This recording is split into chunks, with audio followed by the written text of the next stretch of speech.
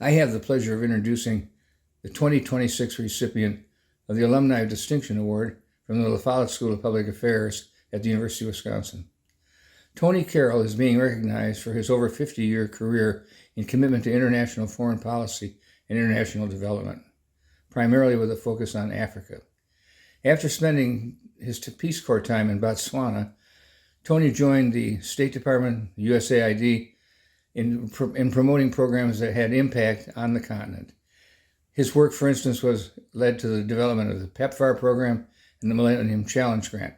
All in all, Tony worked with others to raise over $1 billion to fund programming in the continent of Africa.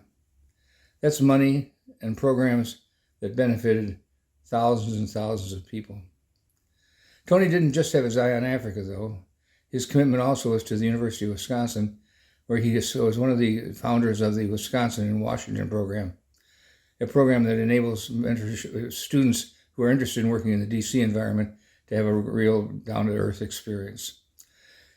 Tony's achievements are exceptional, but his qualities of integrity, leadership, commitment to others, and his general service to improve the quality of lives of fellow citizens on this planet make him an outstanding example of the type of people that La Follette graduates on a regular basis that impact the world in a positive way. Congratulations, Tony, and thank you for your service. Greetings.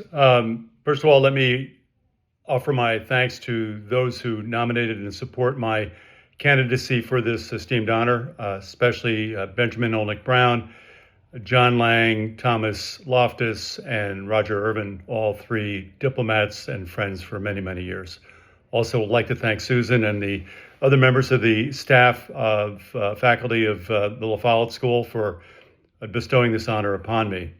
I've had a varied career, 50 years. I think what will be on my gravestone when I do pass, which I hope won't be anytime soon, will be the term or the word generalist. And I certainly had my generalist grounding at the University of Wisconsin.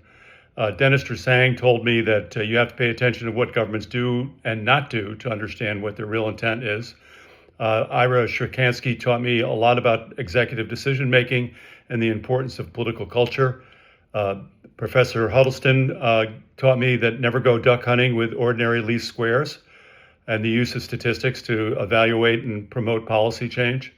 Bud Jordahl was a terrific educator for me and for so many in the area of environmental policy. But at the end of the day, Bud and I may have differed, but at the end of the day, it is local politics that often govern over Pareto optimality. It's a truth that existed in the time of Aristotle and the time of Tony Soprano. And lastly, at the School of Economics and Business, Donald Knight and Bob Haveman taught me an awful lot about understanding the economic analyses of public and private projects.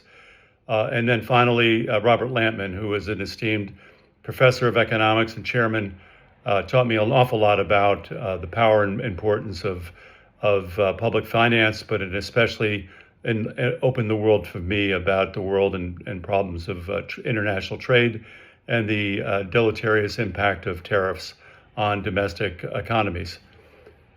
But I've learned a few other things at Wisconsin, not within the classroom, but within the great university with broad shoulders. I was able to interact with faculties across disciplines and students across disciplines, and I partook the opportunities that the university presented to me in myriad ways. It also taught me how to network. It taught me something of the Wisconsin idea that what you give, you will get. I can't say with enough emphasis the amount of opportunities that have presented to me in my 50-year career by just showing up and doing the right thing and getting involved with organizations, philanthropies, think tanks, the academia. On Wisconsin, and thank you again for this wonderful opportunity.